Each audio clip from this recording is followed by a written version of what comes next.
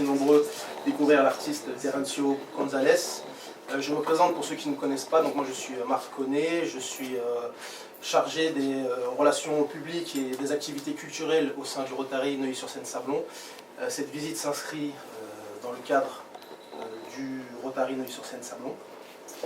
Et aujourd'hui on a la chance de pouvoir visiter un lieu rarement accessible au public puisqu'il s'agit de l'atelier de l'artiste, de l'atelier de Terrencio. On peut dire qu'on rentre un petit peu dans l'intimité du processus créatif de l'artiste, où les intuitions deviennent des idées, où les idées après se matérialisent par du travail, et ce travail donne les œuvres que nous allons voir aujourd'hui, où se mélange la couleur et la lumière dans un savant mélange d'une intensité relativement forte. Je profite aussi de cette visite pour vous rappeler ô combien il est important de soutenir la création artistique contemporaine, puisque les artistes ont aussi vocation à être les témoins attentifs des bouleversements et des changements de notre société. Et les artistes nous permettent de nous questionner à la fois sur notre rapport au temps, à la mémoire, à l'échange et aux autres. Pourquoi je dis aux autres? Parce que c'est aussi la vocation aussi du Rotary, de nouer des ponts entre des personnes d'origines différentes, d'origines différentes, de sensibilités différentes, mais unies par des valeurs qui nous réunissent, que ce sont le partage, l'entraide, l'amitié, et le lien aussi se fait avec l'art, puisque l'art permet de faire des ponts entre les peuples et les cultures. Je remercie aussi également Pierre-Henri, qui est le commissaire de l'exposition, sans qui cette visite n'aurait pas été possible. Et je vais terminer en lui laissant la parole pour qu'il puisse se présenter à la fois son travail et ses fonctions. Merci en tout cas de votre présence. Merci beaucoup Marc. Alors, moi c'est Pierre-Henri Gamelin, j'ai fondé cette agence EPAG Art Advisory il y a maintenant 6 ans. Et j'organise comme ça des événements au sein même de la création, à l'origine de la création, dans les ateliers des artistes, dans une certaine intimité qui est au-delà des foires, au-delà des galeries. Je connais Terrencio depuis 8 ans maintenant, hein. Donc on collabore depuis, à travers plusieurs événements. Et je suis très heureux de vous accueillir. Merci beaucoup à Terrencio, merci à Marc, merci à Jean-Baptiste Martin qui est le dirigeant de la maison Édouard Martin de Champagne qui nous accompagne ce soir. Et j'espère que ce sera le premier de nombreux rendez-vous artistiques et qu'on apprendra à se connaître un peu plus dans l'intimité, toujours. Donc, Terrencio. Merci à vous deux, merci à vous tous d'être présents dans mon atelier, donc effectivement. Je peux peut-être vous présenter mon travail succinctement. Donc je suis peintre, j'étais diplômé des Beaux-Arts de Paris en 2015, dans l'atelier de Jean-Michel Alberola. J'ai trouvé une galerie à Paris assez rapidement, après être diplômé. C'est comme ça que j'ai rencontré Pierre-Henri, qui était dans une galerie à ce moment-là. Donc j'ai pu exposer en galerie et avoir une reconnaissance aussi au niveau institutionnel. Donc avec les FRAC qui ont pu m'exposer, acheter une œuvre, la Société Générale aussi, collaborer sur des projets aussi d'art dans l'espace public avec notamment d'architectes célèbres. Donc voilà, j'ai pu exposer assez rapidement et à Paris et à l'étranger. Et un travail qui a évolué avec le temps, donc toujours lié avec une recherche de la lumière qui prend différentes formes, un peu comme si chaque toile était un poème différent. Et moi je suis né à Paris, donc j'ai toujours été beaucoup touché par ce que je pouvais voir dans les rues de notre ville, la lumière qui se reflétait sur les vitrines, les murs qui sont peints, repeints, les collages, les inscriptions, toute cette vie qui était sous nos yeux. Et c'est comme ça en fait, que j'ai créé mon vocabulaire artistique en fait, où en fait, du coup, je travaille avec des outils liés à ce milieu urbain, donc il y a de la bombe de peinture, la peinture murale, des affiches, des fonds d'affiches que j'ai pu collecter, également que j'ai pu coller sur toile. Et donc dernièrement ce que j'ai développé c'est un travail où j'ai laissé le collage de côté, et là c'est que de la peinture projetée sur toile, donc soit avec un pistolet à peinture et de la peinture acrylique, soit à l'aide de bombes de peinture. Et l'idée voilà, c'est d'être dans une quête de la lumière, mais qui prend, qui n'est pas non plus si facile d'accès, qu'il y a toujours certaines aspérités, que je ne veux pas que ce soit quelque chose de trop lisse, trop décoratif. L'idée c'est que la toile elle soit riche, qu'on puisse la redécouvrir en s'approchant, en se bagnant, en différentes heures de la journée. Et voilà, donc il y a différents formats, différentes toiles, différentes idées, et je vous laisse les découvrir et je suis disponible si vous avez besoin d'informations. Merci. Merci à tous, c'est venu, c'est sympa de pouvoir partager. Merci. C'est des exemples d'affiches. Alors c'est une technique qui existait en Europe, en France. C'est de l'impression sur presse typographique. En France, ça a disparu avec les avancées technologiques. En Argentine, ça subsiste dans des tout petits ateliers de la banlieue de Buenos Aires. Et donc j'ai découvert ça dans les rues de la ville. De cette ville, je me suis intéressé parce qu'il y a ce côté urbain, les couleurs, la lumière qui se reflétait sur ces affiches, qui pouvaient vieillir avec le temps. Et donc j'ai commencé à faire des recherches autour des imprimeries et j'ai acheté en fait plein de fonds d'affiches sans texte, plein de combinaisons de couleurs différentes. J'ai même eu une aide du CNAP, le Centre National d'Art Plastique, pour rester là-bas, faire des recherches avec des imprimeurs. Et donc voilà, au début, quand je suis sorti des Beaux-Arts, voilà, je partais de ces fonds d'affiches, je les découpais, je créais de nouvelles compositions et je venais les maroufler sur toile. Ton intérêt pour les affiches aussi, c'est pas anodin puisque tu as eu une formation graphiste à Buenos Aires. Oui, aussi j'ai fait ça, j'ai étudié 1 an en tant que graphiste à Buenos Aires et puis sur ces aussi, on peut voir sur certains fonds d'affiches aussi, il y a des spectres en fait, comme c'est des tout petits imprimeurs qui n'ont pas forcément leur matériel, il y a des spectres de lettres, d'anciens messages, donc c'est un peu aussi une mémoire des événements qui se déroulaient dans la ville, donc voilà, c'est qu'il y a le côté plastique qui m'intéressait aussi, toute la symbolique qu'il peut y avoir derrière. Exactement. Et après, sur tes toiles, tu viens justement faire des agencements de couleurs, Oui. comme des grosses formes de couleurs assez vives, Oui. qui rappellent aussi et qui rendent hommage à tous ces grands peintres abstraits américains. Oui, oui, c'est aussi, j'ai beaucoup regardé la peinture abstraite américaine. Et, Tu as des influences? oui, alors par un peintre qui n'est pas un des plus célèbres, Richard Diebenkorn. Voilà, parce qu'il y a plein de peintres, Frank Stella, enfin des peintres américains qui peuvent être très reconnus. Celui-ci, il est peut-être un peu moins. Voilà, oui, on me parle aussi de lui.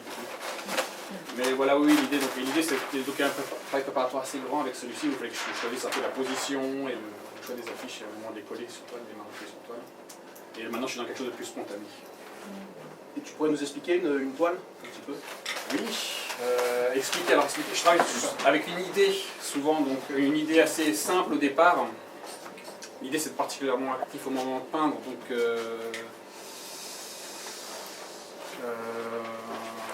sais pas, ça se fait beaucoup sur le moment, c'est très instinctif, donc il n'y a pas forcément un concept. Celle-là, par hasard. Alors, par exemple,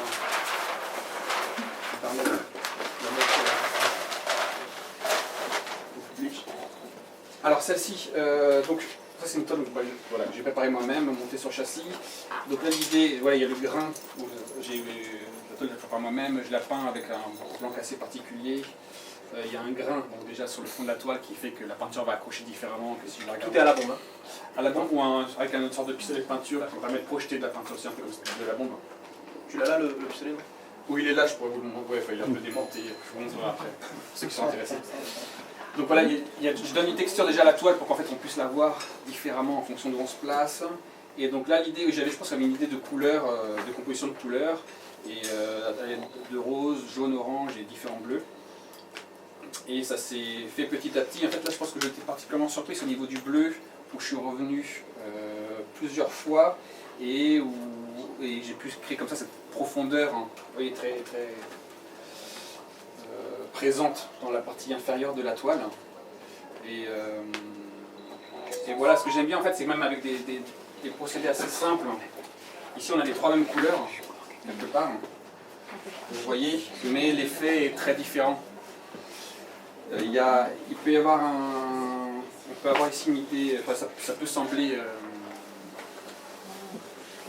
je sais pas, peut-être dans la composition assez basique peut-être, mais il y a tout un côté aussi très subtil au moment de venir peindre, de projeter la toile sur la peinture sur la toile. Oui, il faut pas, il y a quand même même si il y a un côté assez équilibré, même si c'est pas géométrique, il y a un côté assez flou, gazeux, mais il y a un souci de la composition, une forme de symétrie. Donc voilà, au moment de peindre aussi. La transition.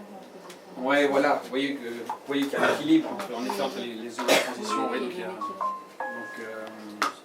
comme sur la toile qui est derrière, vous voyez, c'est une forme de symétrie, pas parfaite, mais une forme de symétrie. Donc c'est toute cette question d'équilibre, de composition qui que je fais attention au moment de peindre. Ça retrouve quelque part, non? Oui, on me parle beaucoup de lui, oui, c'est vrai. Le dialogue. Oui, les superpositions comme ça. C'est un peu différent. On en parle beaucoup. Oui, c'est vrai. Il y a quand même des éléments naturels, des codes couleurs très naturels. Oui, tout à fait. Après, si ça restait présent, Oui. Tout à fait. Oui, voilà, c'est possible. Oui, après, peut-être quelque chose.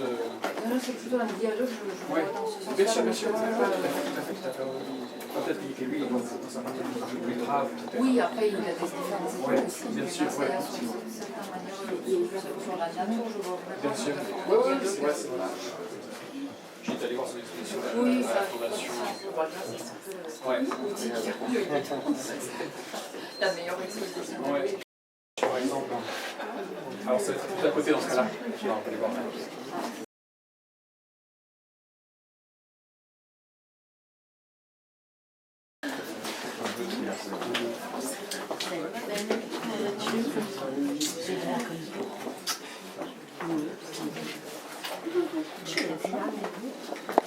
Donc là, par exemple, c'est les travaux que j'ai réalisés à l'aide de fonds d'affiches. Et ici, on voit très bien, je vous parlais tout à l'heure les spectres, des lettres, d'anciens messages qui avaient été imprimés. Et on les voit de manière très visible. Ici, un peu moins, mais il y en a quelques-unes quand même, ici par exemple. Et là, vous avez 4 portions d'affiches, et ici aussi, il y en a 4. Et donc voilà, je partais à chaque fois de ces fonds d'affiches, j'imaginais une composition, je vais ensuite les couper, les maroufler sur toile.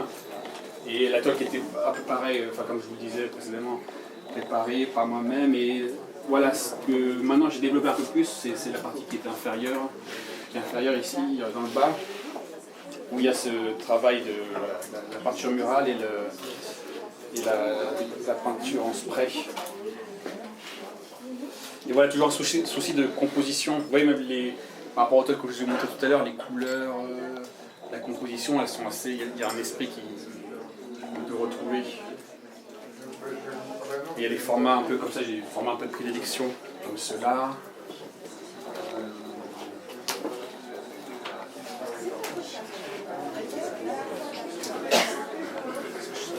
De la même époque, j'ai cette toile lisse.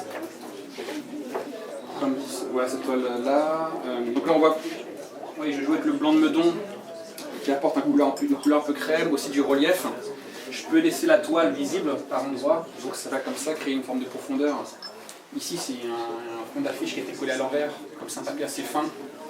Les couleurs vont transparaître, mais de manière un peu plus douce. Donc voilà, toujours dans cette idée de des zones peut-être un peu plus sombres, et qu'on aille vers une forme plus lumineuse. Et des techniques liées au milieu urbain. Je peux vous montrer aussi un petit format que j'ai. Là, c'est une série de toiles que j'ai fait pour une exposition à la Sorbonne. Et donc c'est pareil, c'est des plus petits formats, et là il n'y a que je vois uniquement le fond d'affiche, les fonds d'affiche. Donc là, il y a des traces de pied de l'imprimeur, parce qu'il voit quand il travaille de manière assez artisanale, donc il ne fait pas forcément attention à tout. Et voilà, là, quelque part, on ne voit pas la peinture, elle est en dessous. Et ce qu'on voit là, c'est uniquement du collage. On peut voir le coup de brosse, vous voyez ici, le relief. Mais voilà, là, c'est entièrement recouvert de ces fameux fonds d'affiches. Donc voilà, à chaque fois, il y avait un soin particulier apporté au choix des couleurs, de la composition. Et c'est vrai qu'on retrouve souvent des lignes assez horizontales dans ce que je propose, et parfois c'est un peu plus vertical.